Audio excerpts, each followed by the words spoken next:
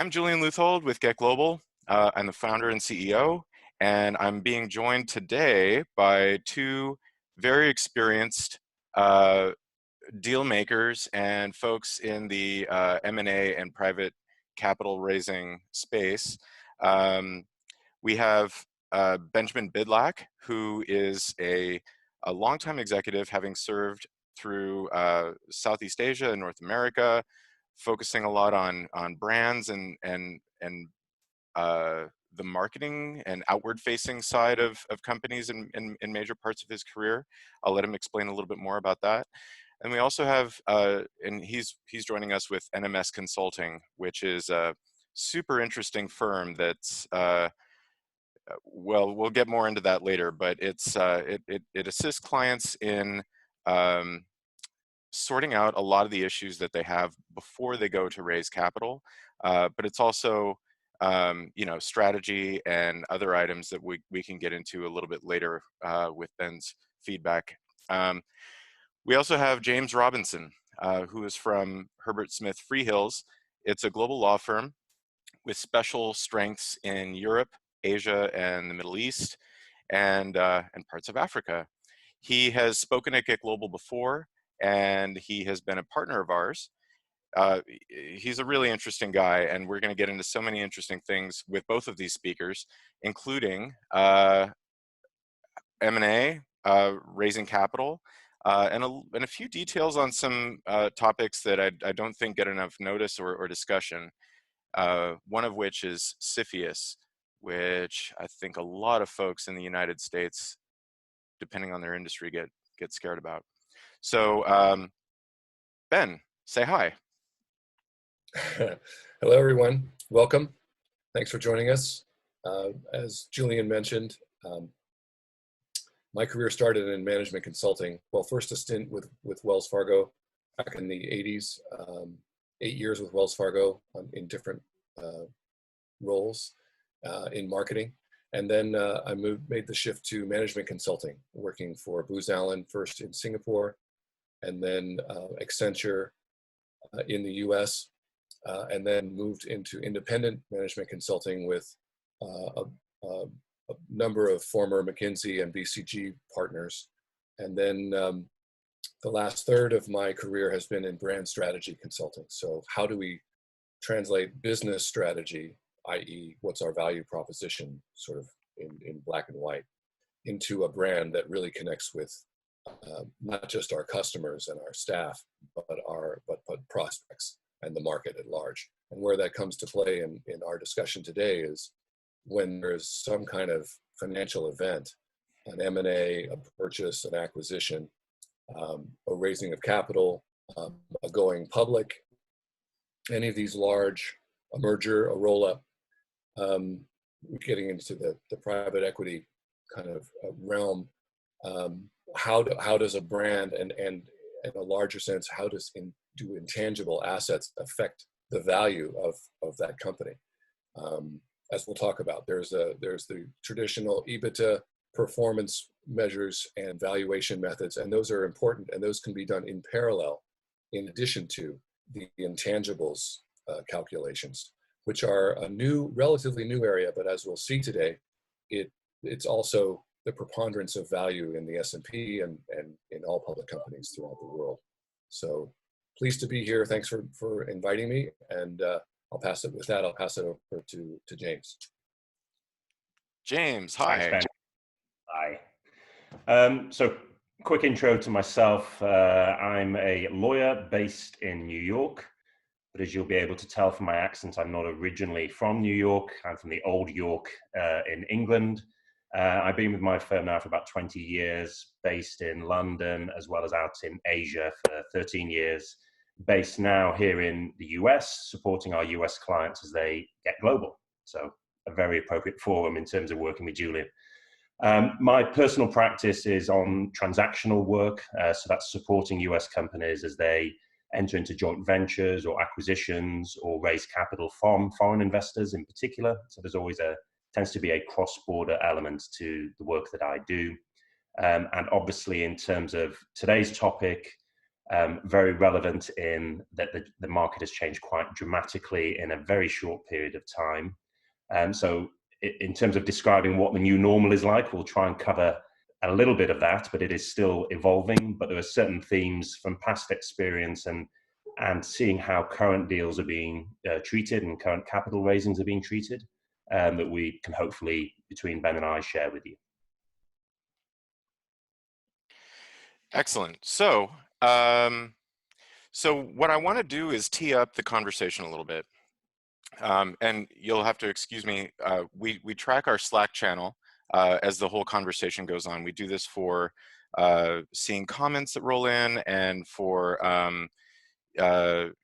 gauging interest on particular topics. So if you're following along on Slack, let us know what you're interested in, what you'd like us to follow up on, and any questions that come up along the way. Here at the Get Global Broadcast News Network, we listen to our feedback live. So since coronavirus set in and we had all the concomitant issues come up around that, folks are needing capital, they're looking at their strategic landscape and their industries shifting, and it's an opportunity for some to buy or edge out in front, and then there's an opportunity for others to potentially sell and escape what could be a long winter for them. So a lot of the folks in this chat have brands that have intangible assets. They have a strength in their industry that they may not know how to evaluate, properly. Maybe they've never been through an M&A deal before. Maybe they've never raised capital from a domestic or a foreign investor. So we're going to get a little bit into that. And so, Ben, please do tell us, how should people be thinking about intangible assets and how that weighs into an investor's thinking in the current landscape? It's a great tee up. I think that the idea of intangibles, as I mentioned, is still or has been in the past misunderstood, and because it's misunderstood, we've all migrated to and fallen back on traditional EBITDA methods of valuing our companies. If we're thinking of selling our own company or building up our company to sell in some kind of exit, or if we want to merge with another, or even if we're considering buying a smaller firm or another firm, we fall onto the fundamentals, which are still important. Let me make sure I stress that. The cash flow, the assets of the company, the tangible assets, and the performance on a revenue and a cost basis are still important. They don't go away. But this larger, more and more, so I'll reference this Ocean Tomo study a fair amount, and we can get that to our listeners perhaps after the call. We can forward the link and the study itself. It shows that from 1970, I think it was the mid 70s, 76, through to 2015, the proportion of tangible versus intangible assets in the S&P 500, for example, went from tangible at 24% or so, and intangible at 24%, and tangible much higher at 76, all the way, and flipped. Now it's intangibles are 76 to 82% of the value of almost all U.S. companies. And the preponderance of an intangible of all that value, think of Google, think of even Apple, the Apple brand, just the brand. Now, not its copyrights, not its property, not its formulas, not its tangible assets. Just the brand is 200, and I think the latest in Interbrand was $232 billion. So if you're going to buy Apple, you have to tack that on to the price. And the idea, one quote, I was speaking with a top PE firm last week, and one of the general managers said, EBITDA measures of valuation still matter, but intangibles represent multiples. So whatever the value of the company is, if you have a valuable set of brands, copyrights, IP, but particularly brand, that can mean a 3x, 4x value for your company. And even Warren Buffett has talked about that he can make much more money managing the intangibles of companies than the tangibles. When we think of sort of M&A, and we'll talk about how COVID is applying to this, but when we talk about M&A, most people think of finding synergies, reducing costs, and finding new revenues for the new entity. And those are all in parallel, those are all important work streams to follow. But the intangible, if you're talking about 80% of the value of a company, someone needs to be measuring, and you can't manage it without measuring it and understanding it, measuring and optimizing that into now 80% of the value of companies now, including smaller companies, a small agency, a small manufacturer, a small services company. So it scales with the size of a company. So everything flew out the window 3 weeks ago, 4 weeks ago, right? So how is the current landscape adapting to this, both the EBITDA method and more inflected intangible asset style of thinking about valuation? Yeah, the COVID crisis serves to shine a harsh light and reveal both the strengths and weaknesses of all companies. And in particular, a strength that I think a lot of companies are finding or finding it challenging to find is there a flexibility, because it has not only changed and closed, in some cases, completely closed down operations for some companies, but it's also forced companies to pivot, to change either their fundamental, or maybe add a new business or add a functionality to their business, delivery of restaurants, for example, or moving online if you're a fitness company, as a couple of examples. Or one more example is a company I'm working with now is a healthcare company. And almost all healthcare companies you can see now have pivoted to telederm or telehealth, or what's called virtual visits with practitioners and clinicians. So the COVID crisis has accelerated or shined a light on areas of a company that they may have delved in a bit before, or ways to operate from everyone working at home, or in some other way. It's forced them to change how they operate. And what that means for companies is that the fundamentals are still the same. They haven't really changed starting day one. They didn't change day one. Now, of course, 2 or 3 months in, many companies will be facing many challenges, and cash flow probably the top one. But on day one, it's much more about how flexible can you be. And that translates into people in the company. Are they able to change jobs and take on more work that they didn't do before? Or is everybody locked into just their role?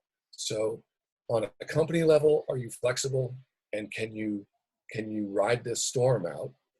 And at a personal, individual employee or executive level, can you take on new jobs, learn new areas of functionality and capability inside your company while you're trying to keep the lights on and stand up another business? I'll just finish with one other example. This healthcare company, in a matter of 5 days, they were able to stand up to become operational in their telehealth practice, which had been languishing, I would say, because not out of inattention, but because they didn't need to stand it up. All of a sudden, the COVID crisis hit, or some other crisis could have hit, and they all almost dropped everything they were doing.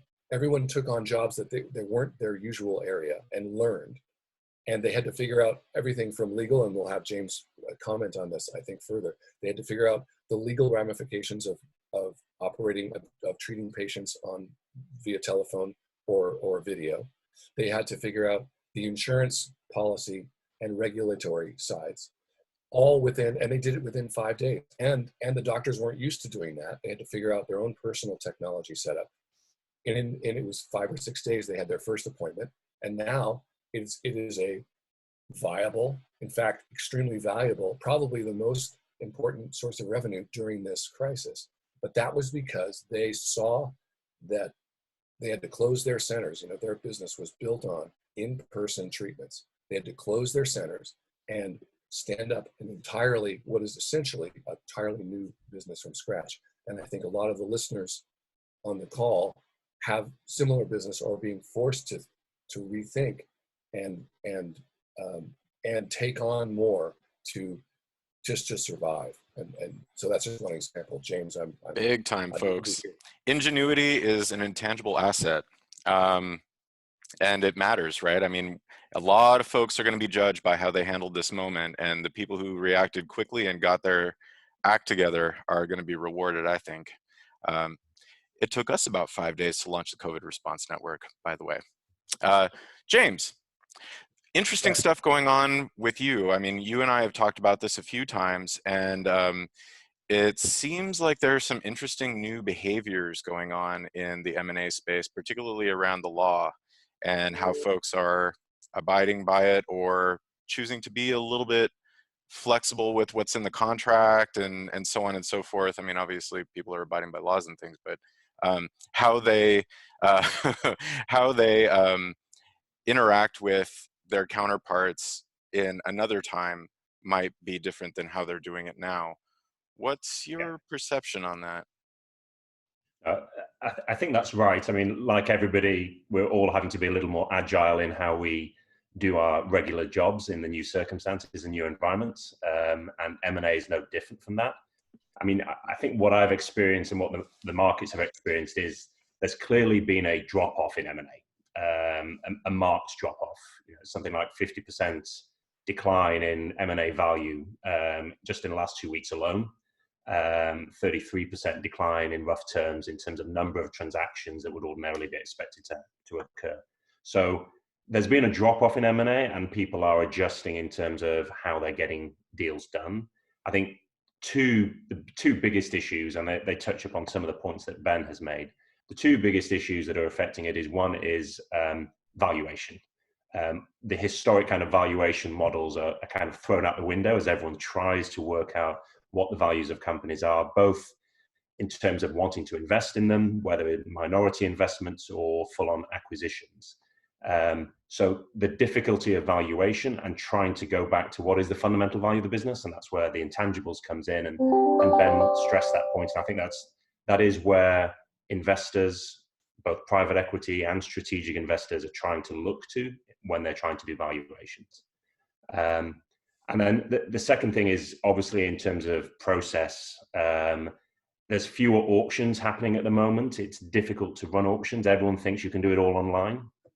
And in theory you can, and in practice we all do. There's online data rooms all the time to affect auctions. But the physical face-to-face meetings is very useful at building rapport, building confidence when you're doing a transaction. So whether that's in an auction process or an exclusive investment from one party to another, the ability to adapt on that and have conference calls and Zoom calls all the time to try and get deals along, that is the new reality, and deals are being done now by Zoom, including the distractions of having kids and dogs and all sorts of interruptions during the middle of a call is becoming the new normal. People are becoming way more tolerant from that perspective.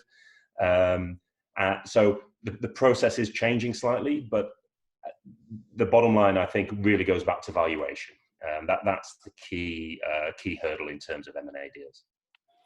Anybody making deals over virtual happy hours? Let's hope we can one day get to that. I'm slow to that. You're working with. I've had deals into Asia where it's morning coffee versus happy hours here in the US. So in terms of like the strategic landscape for a lot of industries, I mean, when you look at packaged foods, they're obviously having a heyday. In some cases, they're having challenges in supply chain and things like that. But folks are stocking up.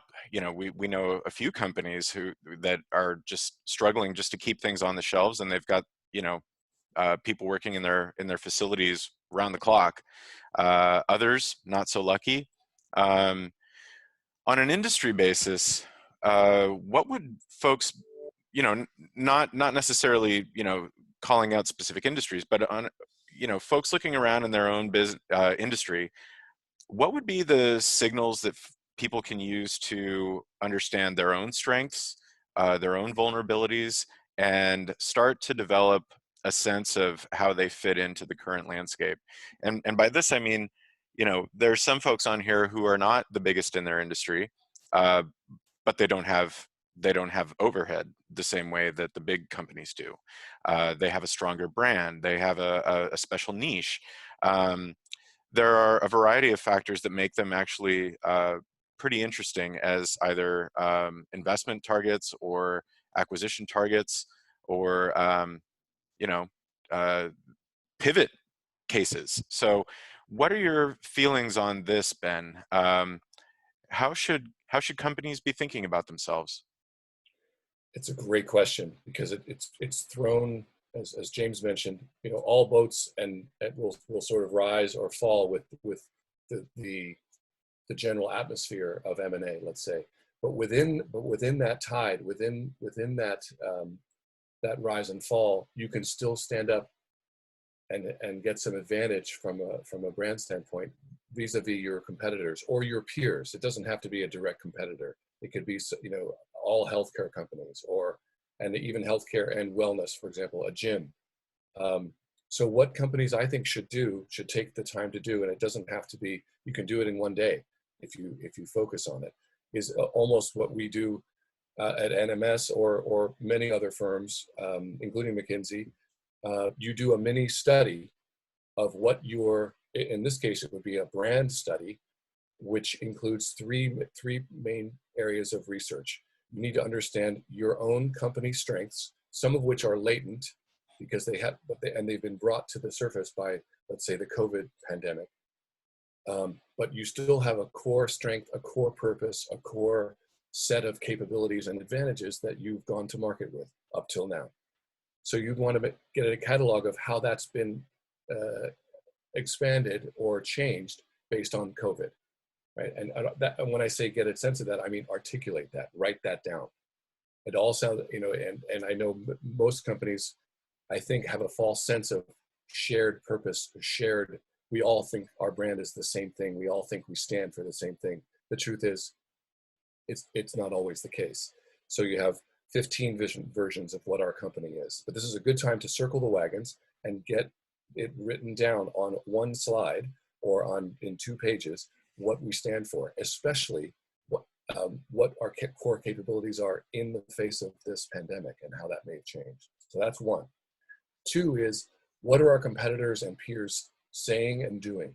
And what can we assess are their strengths and weaknesses from a brand standpoint and maybe operations? For example, the healthcare company I'm working with now, look right quickly at all the payers, the insurers, but also their competitors, their other offices and offerings, and could see the messages they were putting out, could see the businesses they were trying to stand up, could see the brand positions they were all taking.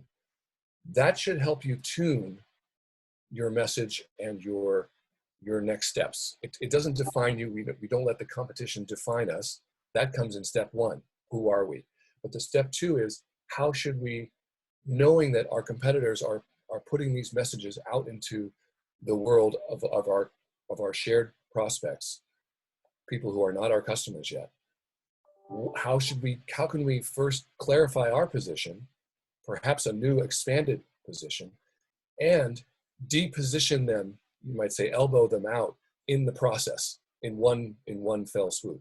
So that's the area of 2, is the competitive landscape and understanding what are these messages the last few weeks. And then the third area is, in this case, it's customers or prospects. So in the healthcare area, those include providers and clinicians, but also patients, and also non-patients who may not realize they could benefit from a treatment or a service.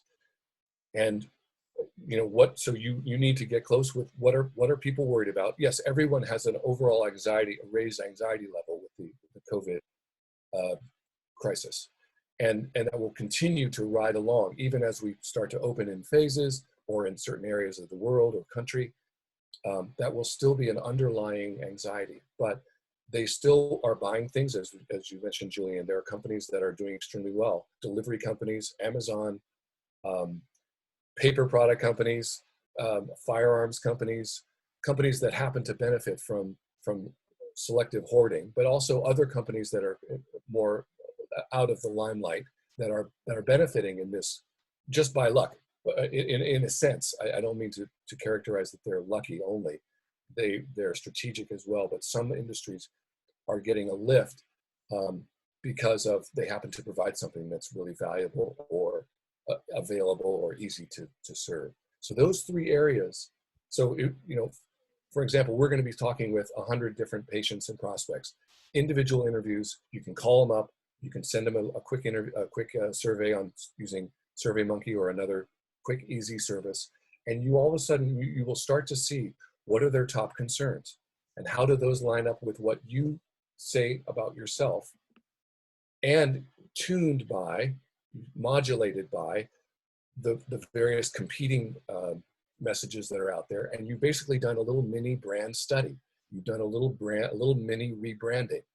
I'm not saying change your entire reason for being, but this may have pitched you into a new adventure for your company, and perhaps a new advantage that you have found a flexibility and a capability that is a rebirth. It's a 2.0, a 3.0 from where you were before, that is actually now extremely valuable. I know I've worked with another a gym chain, the largest gym chain in the US, who has now found an area of treasure, you could say, in their own operatings online that they didn't even know they had, that now has turned out to be a really strong advantage that is not easily copied, and they're taking advantage of it. So it's a chance to, you can do it in 2 days, and if you're a larger company, you should be able to do it in a week.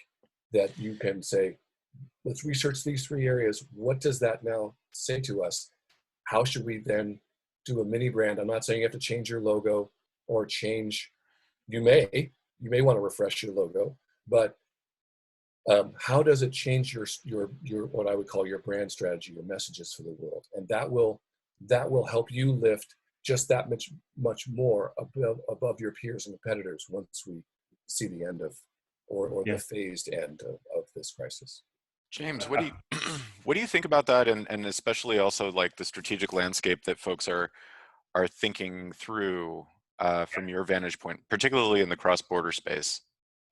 Well, I mean, there's lots of good points there, but to pick up on a few, the kind of overarching one is just the agility aspect of a lot of the Get Global community. The fact that they're able to move quicker. I mean, usually in a crisis like this, in a financial downturn like this, it's the larger companies that are seen to have the bigger balance sheets and able to ride out the storm, where actually it's more the SMEs who are able to adapt their business, to look at new opportunities, to reposition themselves. It doesn't have to be a complete rebranding or remixing of the company, but that their ability, as Ben says, to do that.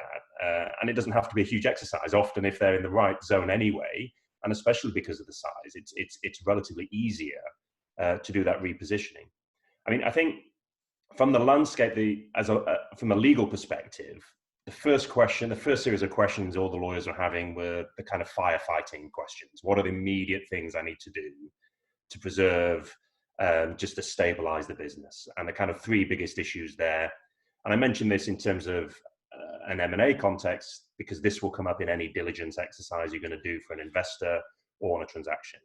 The three biggest firefighting issues is the supply chain, your workforce, and your material contracts. And the issues there are exactly what you'd expect in terms of securing the supply chain. What happens if there is delay in the supply chain? How does that affect your business? What are the legal rights under the documents? Force majeure clauses, delay clauses. Workforce, clearly lots of issues there in terms of preserving the people and the value in those assets. Tied into that, how do you take advantage of WARN Act and equivalent provisions around the world to the extent you've already got an international footprint? And in an M&A context, the immediate firefighting instinct is take the cash, take the loans, take whatever support you can get. But it's important to note, and I know you're thinking of doing a separate session on some of these workforce issues, But a lot of these loans, a lot of these support mechanisms require certain certifications about how you're going to run your business over the next year.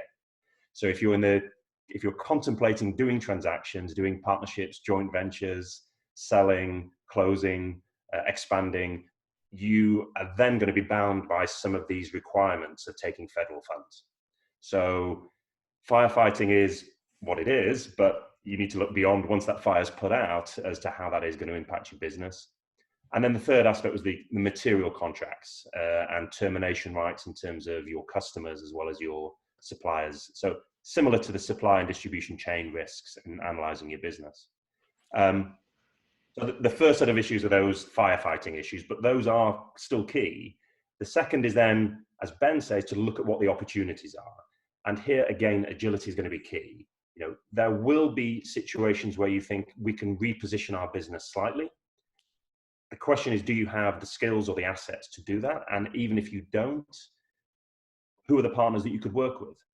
This is a situation now where, to the extent that financing is a little trickier than it used to be, other companies will be happy to do partnerships with you, to do joint ventures with you. And those are a lot easier kind of transactions to get done in this environment, because when it comes to the valuations, both of you are in the same boat. You're both going to struggle to justify what your valuations are. So share for share deals or new joint ventures or partnerships where you don't have to rely upon existing valuations, but you're creating a new venture to take advantage of these new opportunities. I think you'll see a lot more of those kind of transactions. And I'm involved in a few of those at the moment, which started pre-COVID, but haven't been impacted at all by COVID. The transactions are motoring along. The biggest issue is the Zoom call rather than the actual fundamentals of a new joint venture that they're looking to set up outside of the US. Yeah, so you mentioned what was going on, you know, transactions that we were in the middle of as the virus hit. What is the global situation with force majeure and issues like that? Is a Yeah. virus an act of God? Can we thank that guy who ate the bat, or curse him, depending on where you land on that issue? I was going to say, it depends whether you're an atheist or not on that one. The reality is, for those transactions that have already signed, for those that are in progress in terms of negotiations, there is a pause on a lot of them. Joint ventures aside, where I've seen those move along quite rapidly, there is a pause. Everyone's trying to understand exactly how it's going to impact deals. And the main impact for ongoing deals that have not yet signed is valuation. What's the business now going to look like? Which means, in principle, for getting those deals to signing, it's going to be more diligence. There's going to be more focus on diligence. People will take their time to understand the business, understand all of those points I was saying are firefighting points. What are your supply chain risks? What are your employee issues? Right down to financing. Is your financing secure in the longer term? Any triggers under your debt, immediate debt financing? So the diligence is going to be way important for those deals that are in progress. There is stuff you can do in terms of the documentation. And I think this is probably what you're alluding to for those signed deals, which is often you have what are called material adverse event clauses or triggers, which allow you to avoid closing if there's been a material adverse change in circumstance. So everyone agrees the deal, they sign it. Usually there's a few closing conditions in terms of regulatory approvals, financing, antitrust. If you have a financing condition, you may be okay. You can get out of a deal if financing is more difficult. But the one that everyone is talking about are material adverse event or material adverse change clauses, MAC clauses. And that's what you've probably seen in the news in terms of Bed Bath & Beyond have tried to, they've commenced legal litigation in the courts of Delaware, similar in terms of SoftBank and WeWorks. Lots of allegations there being thrown around. And that's where the fun and games and strategy starts in terms of, can you really rely upon those kind of clauses? Because they're tough. That was exactly where I was going with that. So we work in SoftBank. Ben, what's your take on that deal? Do they have? Well, Yeah, it's a legal Wild West I'm speaking out of my area, Oh, I'll but get back to James. I just wanted to get your quick take too. I would say it's illegal. What I would say from the internal standpoint, and I'd love to hear what James adds to this, is that this is a chance to fortify and pandemic-proof yourselves, or you can almost say recession-proof as best you can yourself. So this is a chance to highlight and build and fix and prepare for the next force majeure, for the next whether it's a pandemic again or a second wave of COVID or some other set of circumstances that will equally highlight all the usual luxuries. We don't think of them as luxuries, but the luxuries of financing, the luxuries of nice inflated valuations, the luxuries of a stock market that keeps growing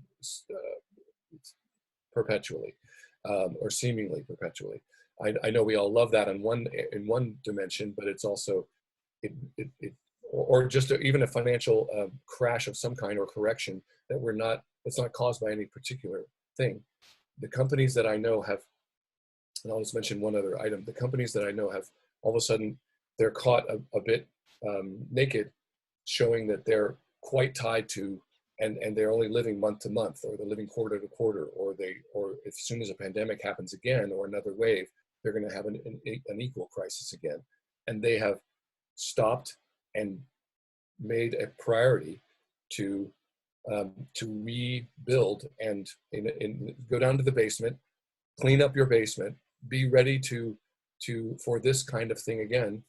Some industries are naturally more recession-proof, makeup, cosmetics, food, but some are also more vulnerable. So take a hard look at that from a brand and show potential acquirers and or merge partners or joint venture partners that you are more prepared certainly than your peers, even though you're in an industry that has some risk attached to it, but that you're building new areas of revenue, new businesses, and new fortifications that make you much more attractive as a acquisition partner. And I'll just add one more point. Very valuable for these Companies folks that on the I call. know, for example, the force majeure and the legal issues are kind of a wild west. There are precedents, but there's a lot of gray area and concern. There's also a similar area of concern, of gray area, around getting these loans from the government, from the U.S. government, or any other loans that might be either from Europe or other loans that may become available, funding that may become available. Well, how do we apply for it? The banks we called don't do it yet. And it's a big mess. And the banks don't even know. Well, I say again, this healthcare company we're working with stopped everything, and they waded through. It's messy, it's not clean, it's not known, but they got their application together, and then the bank came back with many more hoops for them to jump through. They jumped through those as best they could. Everyone else in the industry just kind of put their hands back, almost like a raccoon or a possum, and they sort of were paralyzed in the face of uncertainty. And two companies I can think of, the gym chain as well, just took action and said, yes, it's messy, but let's get this application. So they've put the application in. If they get that application, smooth sailing, blue skies, unicorns and rainbows forever. But and they can't control it to a certain point, but they could control their application and making it a priority and staying up for 4 nights in a row and getting it done, and they did. And other companies sort of, well, we're not sure, so we'll just wait. And so I urge all the people listening and others to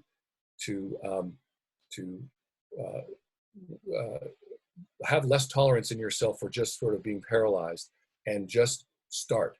And if it's messy for you, it's messy for all of your peers, and you can come out in front, and they have a good chance of getting approved for this multi-million-dollar forgivable loan as any, and probably more so than any of their peers, and we'll put them in, but again, they're doing other things as well. So it's just another example of action. It's some strategic thought, but then a lot of action that's and it's just not normal. It's not comfortable, but it's standing them in great stead right now. We're going to come back to online, offline, pivoting, reassessing in just a second, because we had a question from the Slack channel on that. But I wanted to tie up one thing real quick with James. James, tell me more about the SoftBank and WeWork deal. I don't know how many folks on the line are going to be affected by this, but I think it could be telling in case folks get into the middle of a deal through this issue and somebody starts talking about, having to back out for some reason. Yeah. James, what do you think? I mean, to tie it actually back to what Ben was just talking about, and I'm not still trying to process the possum in the headlight image there, but to tie it back to that, in terms of the commercial reality of moving quickly, you will see both in the kind of SoftBank or Bed Bath deal, as you will do on smaller deals, which is sometimes you just need to move. You need to move quickly. And I know it's not very often you hear lawyers say that because they always like to slow things down and, dot all the I's and cross all the T's and go through every process. But just as with applying for some of this funding under the WARN Act, just go ahead, get it done. It's important to move quickly to take advantage of some of those things. Similarly, on the SoftBank, Bed Bath kind of deal, the reality there is, and it's interesting, there's always a list of conditions precedent to closing. So for your specific question on how does this affect the deal and what's really going on, the conditions precedent to closing are pretty standard. The material adverse change there is pretty standard. The reality from a legal perspective is the material adverse event or material adverse change are very, very difficult to rely upon. I think there's been only one case in the Court of Delaware, which is the kind of prime court for commercial and corporate disputes. There's only been one case where a material adverse event has been allowed, because the fundamental is that the drafting of it, you have to show that it's affected you disproportionately, your target business disproportionately, compared to the rest of the market. So yes, it can cover, depending on how you draft it, acts of God. It can cover pandemics, and those that have drafted it to specifically use the word pandemic would be very happy with the World Health Organization, one of the few Americans that are, in terms of designating it as such, because then that falls straight within your MAC clause. But the reality is, if that's affected everybody in the market the same way, how do you show that you're disproportionately affected? And that's the key difficulty. And that applies not just under Delaware law, but also all of the laws of all of the states, New York, California included, and internationally. It's very difficult to rely upon the MAC clause. So why are the parties suing on this and relying on this? Often it's a strategic point to renegotiate the deal. And so you'll see some of these court actions are definitely, we just want to close this deal at this price, and that's what the guys legally agreed between them. So let's just get it done. And usually that's on the seller's side that they're happy to force that through. But in most situations, both parties will say, yes, no, things have changed. We may need to actually go back and relook at it. And interestingly, the Bed Bath example is very good in that it's the claimants there is Bed Bath have filed the case against 1-800-Flowers to close on the personalization.com acquisition. So that's about $250 million deal. In all of the correspondence that's been filed on that case, nowhere are 1-800-Flowers saying MAC. What they're saying is, look, things have just changed. It's virtually impossible to even assess whether the conditions have been satisfied. So we're just putting a pause on it. So they haven't actually themselves, the defense hasn't been filed yet, but they're not actually saying we're relying upon MAC to pull. They're just saying, look, things have just changed. And that's the commercial reality. You just have to react to what is there. So in terms of the audience, the Get Global audience, you can document your deals. You will be able to document transactions if you're in the middle of it. This is a point at which you can try and insist on a closing, but equally there will always be the commercial reality of discussing between the counterparties, listen, what's the best next step here? Yeah, big time. And I think it's nice to hear, it's nice to hear this because, sometimes I think folks get tied up in contracts and what it says, and people sometimes forget that there's a realm for strategy and all of that, right? Like renegotiating, coming back and looking at certain things, making sure that everyone comes out, or at least yourself, as good as you can. Big question I know that's on the mind of a lot of folks here is who's got money? I know that China is sort of looking at this as an opportunity to make some investments. Probably some folks out in the Middle East as well.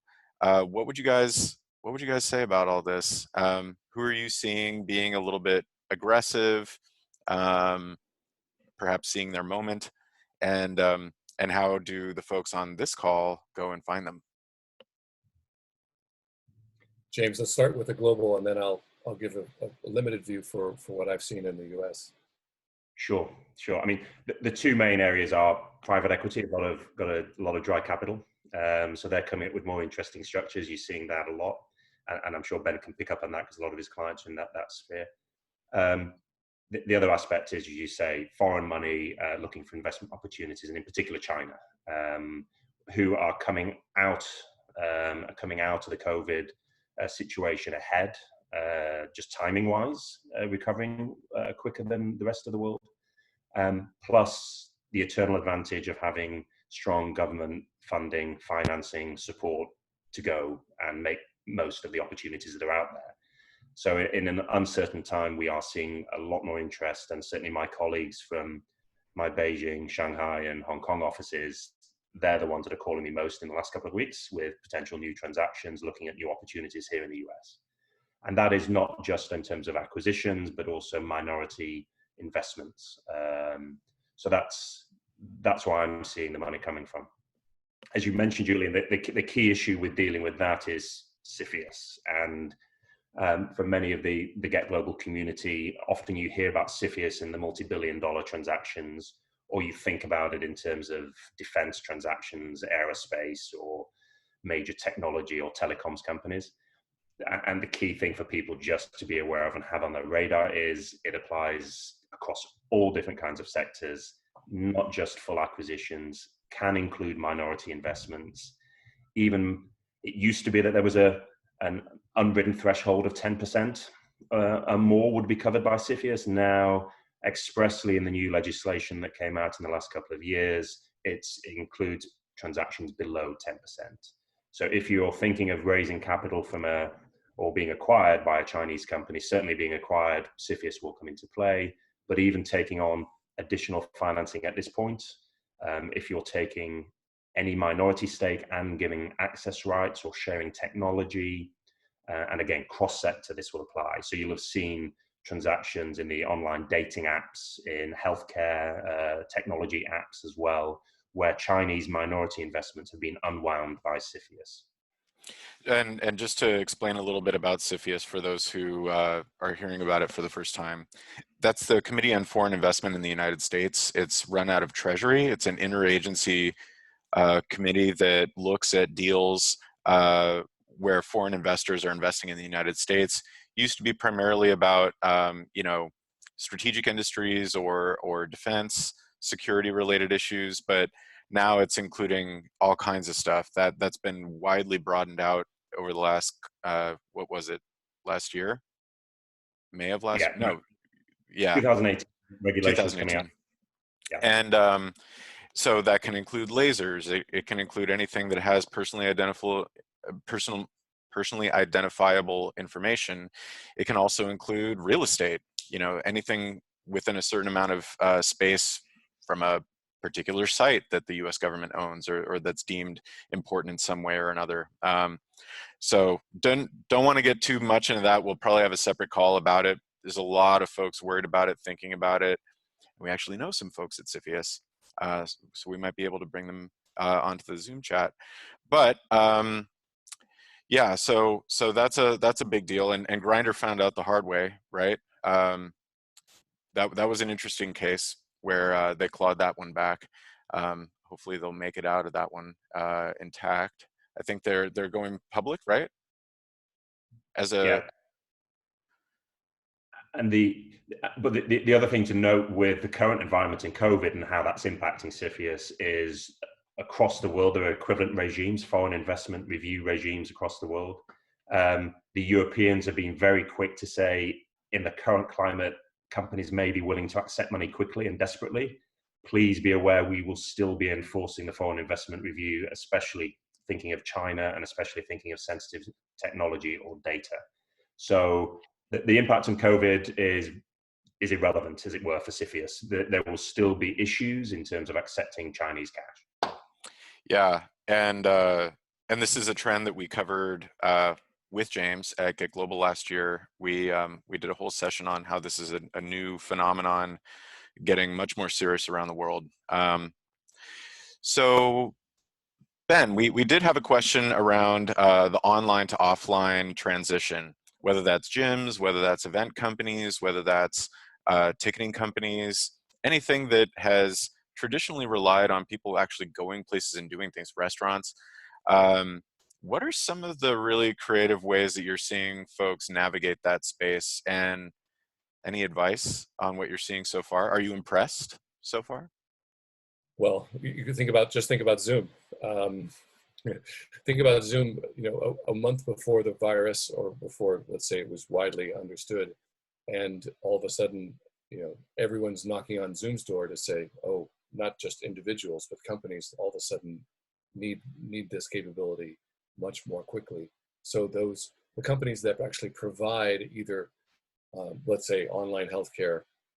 Now, I will say this healthcare company is one of the top providers in the country. They're using Zoom for some of their, so that they didn't try to build their video capability from scratch. There are times when it's better to just either partner or just become a customer of Zoom, a corporate customer, and get yourself online that way. And you can imagine all of the, and the doctors most of them only have one phone, for example, and maybe a desktop, but yet they also need to look at patient photos or video while they're treating. So how do you do that so they had to figure out, well, we need to give all of our clinicians a tablet. How do we do that? Or we need to do, I know there's email services out there, there are a number of them, where the company's usual bulk email, service or company isn't either equipped or isn't available during this kind of thing. They've had to go and let's just sign up MailChimp. And someone has to figure that out. And sometimes it's there's not a team to go figure that out. They have to I guess don't think that you have to build it yourself. Someone's usually built some kind of either partial or full capability for you. You can just partner with them or become a customer with them.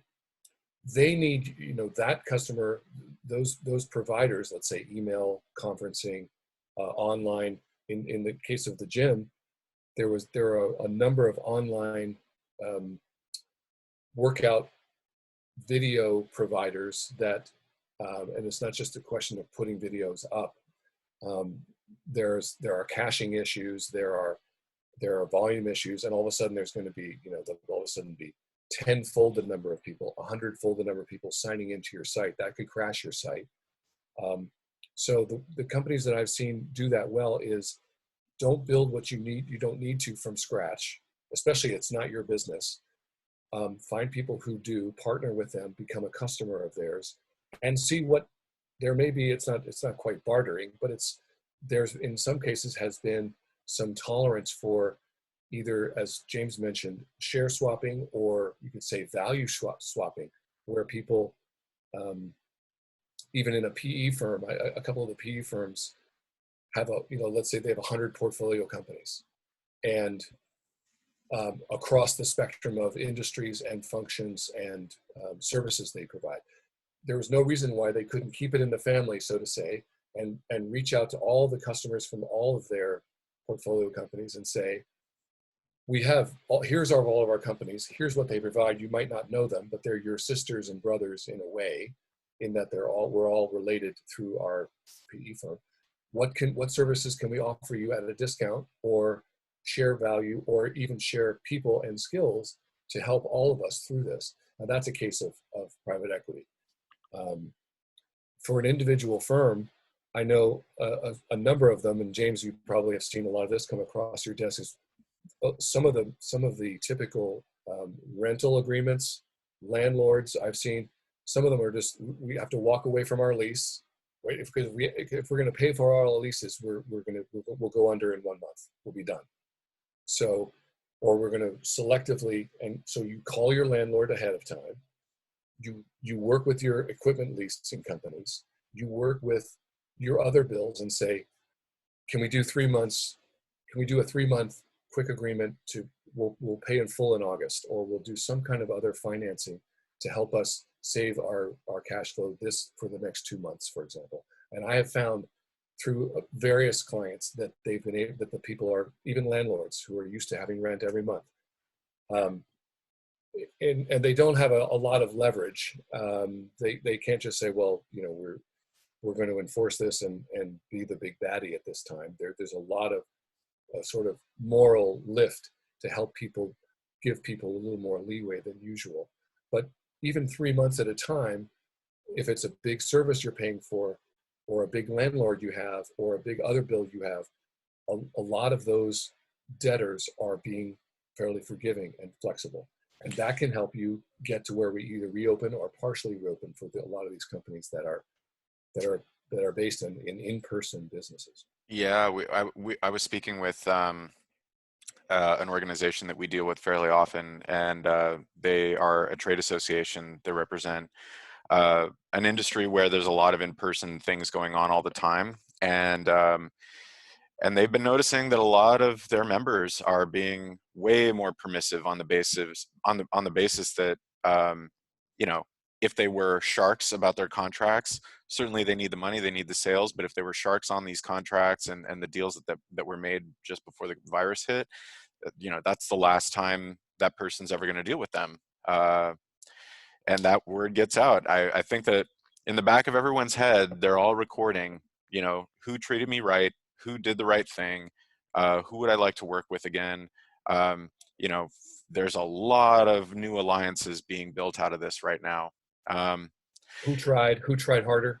Yeah. Who tried harder to do things that I know is hard? And I will say, on the healthcare and in the wellness areas and workouts, a lot of them have offered free things during the period, and they're going to take a loss. Or sometimes it's the thing you can offer, like their video libraries. That's free for them, essentially. And so they're saying, sorry, members, we can't have you. We're closing down. We're going to not charge you, and we're going to provide you with our free video libraries that we normally regularly charge $20 a month, $40 a month, $60 a month. And when we reopen, we'll consider offering you the chance to come in at a lower price than we normally would. But for now, to keep everyone moving, to keep everyone healthy, and I think the good ones tie into their deep purpose. Why are you in business aside from making money? Aside from paying everyone's salary, what is your purpose in the world? Do you say it's to help people? Okay. Whether What are you're you in doing? healthcare or you're a lawyer, or Yeah. whether you're a hosting company, you're helping in some way, let's say, and you've articulated that. Well, now's a good time to prove that. And it may not be super profitable, but it can be a brand touch point that could say in someone's mind, it's not going to change the fundamentals of the business. They're not going to pay you triple because you did this for your company. They're not going to pay extra billions of dollars, right? But I remember what Julian said. I thought what James said, and I know he didn't have to do that, and he helped me with that contract for free, and he said he'd bill me later in the fall. I know that Target, or pick a company, a toy company, a gas company, I really like that they're going to not charge me finance charges during this period. I saw Geico and a number of other insurers say we're going to lower people's auto insurance rates during this time because we know most people aren't driving as much, so there's not as much risk to us. But it also is a gesture. It's more than a gesture. It's a chance to say what you really is important for you, to state your values as a company. You're not making money from it most of the time, but it's a signal to investors, shareholders, with the market overall, that what you stand for. And that can make a difference when you're looking, for example, we're going to buy this gym company or that gym company, or this hosting company or that hosting company. Well, that can be a tipping point. It's intangible, but important. We're going over just a little bit, but I think that folks are getting a lot of value over this. So if you have any remaining questions, certainly if Ben, James, if you guys need to jump, let me know. But I'm good. James, you all right? Good. Okay. James, how do you follow up on that question, or that comment rather, about, doing the right thing versus doing the thing that you could do if you wanted to be a shark about things? And then we have another question coming up about, like, how do folks, like, especially in healthcare and things like that, find strategic partners in a hurry? But uh, over to you, James. Okay. Remind me. First question was which? uh, The sharks. yeah. How do Even you? when you could. I mean, And this is a soft question, right? Like, what are you seeing? Like, how are people behaving? What's the sort of mood out there? I mean, as Ben says, the reality is people are being more flexible and being more forgiving. And that goes throughout. That's not just in terms of looking to your customers and trying to be more forgiving because that's the key to your business, but also throughout the supply chain. So going to your landlords, going to your suppliers and asking for forgiveness for easier terms of payment. And that's the easiest thing to do. And we've got clients that are a lot bigger, large multinationals who are financially perfectly fine. They can ride this storm, but even they are saying, we're being asked, so we're going to ask our suppliers as well. So that is the norm, is to go and ask for forgiveness. Now, that same client that I was speaking to said one of their suppliers tried to, in terms of get out of any payment obligation on the basis of force majeure, on the basis of the current climate. They're not so forgiving, but they're forgiving in terms of delaying. So deferring payments on your supply contracts is actually the new norm. And as Ben says, you will remember if that forgiveness is not there. There are alternative suppliers along every supply chain. So, people, that is the new reality, at least for the short term. And then the second question. So we've got a healthcare company who is seeing their Well, moment. They're based overseas, but also, this is a good question because I think, we've got a couple of trade commissioners in here who are probably counseling companies about how to interact with the United States around what's probably a big opportunity right now. How do you find? I mean, any advice? And this, asking James first because he's on camera. But Ben, I'll ask you too. How do you find strategic partners in a hurry and not mess up, either with investment or getting into an agreement for distribution, things like that? It's straying just a little bit with that aspect of the question, but nonetheless, I think it's probably germane to what people are feeling right now. Go ahead, James. Yeah, I was going to say, to pull on one of Ben's points, look to your existing contacts, look to your existing relationships. So if you do have any private equity involvement already, or any existing investors who have their own network of companies, you will have a family there. There will be sisters and affiliates there. And that's the easiest in terms of getting done quickly. It's the easiest in terms of building relationships and confidence in terms of knowing your existing partners, existing investors, and therefore bringing that confidence level up. So even, and again, just to develop slightly one of the points that Ben made earlier, if you already do have an investor that has a suite of family companies that you can turn to, when we mentioned earlier of being agile and looking for new opportunities, and maybe we should be partnering or joint venturing, this is exactly why private equity does its investments the way it does. It builds a suite of companies and tries to leverage by pulling together the best from all of them. But equally, in a situation where you don't have a private equity investor, PE funds at the moment are looking for opportunities. So approaching PE and approaching financial advisors and consultants who can link you in with the right PE houses, they've already done their analysis on where the opportunities are.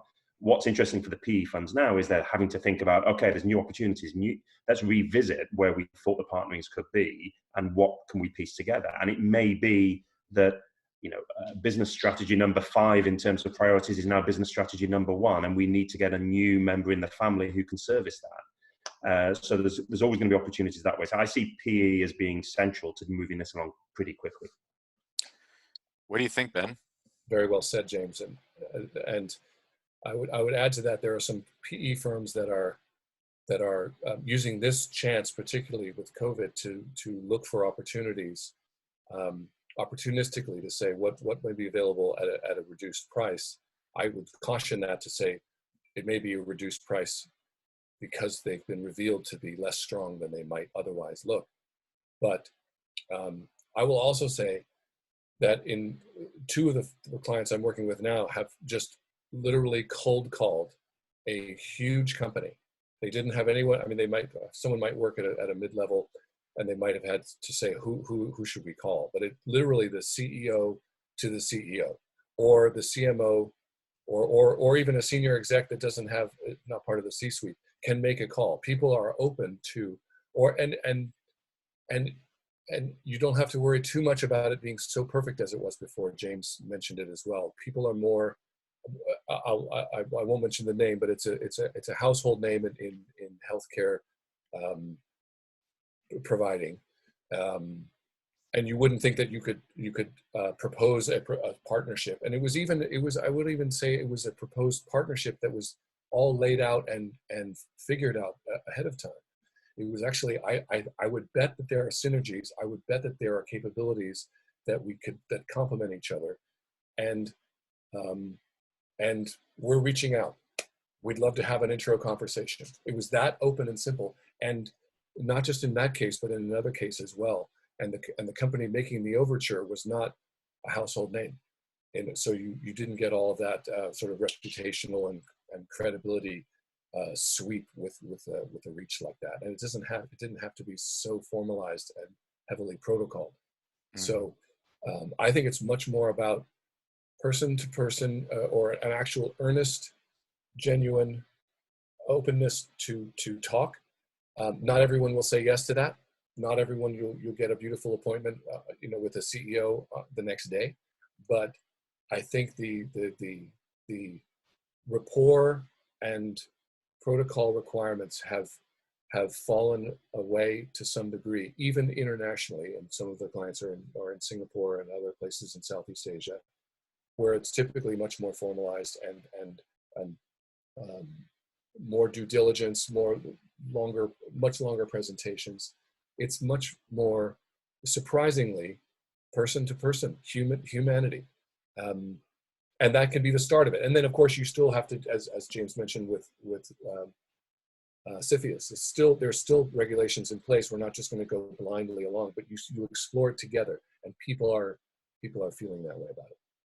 That's a really good point that both of you have made, and Ben, you touched on this a lot. Like, just reaching out, right? Like, it's a great time to reach out. We're reaching out to all kinds of people because guess what? Like, everybody's got time, and they just want the stimulation of something new. Time and openness, and I would say helping each other in ways you didn't think of before. It's actually, we were pitched into this crisis. We're pitched into this adventure without our knowing. But now that we're here, we are finding new ways to rely, and even if it doesn't end up in a big partnership, that's okay. Now we know them. Maybe business number 5 will come to the fore in the next thing, or the next season, and all of a sudden you have a wider network and another. So it's a very hopeful, in that sense, it's a very hopeful time. Mm-hmm. So we are 10 minutes over, and I'm really glad that we got those questions and we answered them, and we did what we did. I think we'll wind it down now.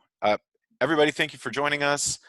Ben, thank you for participating. James, the nice thing about both of these guys is that you can hire them. We don't get that with all of our speakers. They're super talented. Both companies are friends of ours, really great folks at both places, and they are they're some of the best in their field. So if you like what you heard, you can just reach out. We can put you in touch. Just let me know, and they can talk to you and help you through some of these things. So thank you again, everybody. Really great, and we're getting things coming in too. Remy says thank you. And thank you, Julian, for having us and for hosting so well. My pleasure. And also one last comment, NMS Consulting was a partner on this. Thank you very much for the support, NMS. Very welcome. All right, guys. Thank you.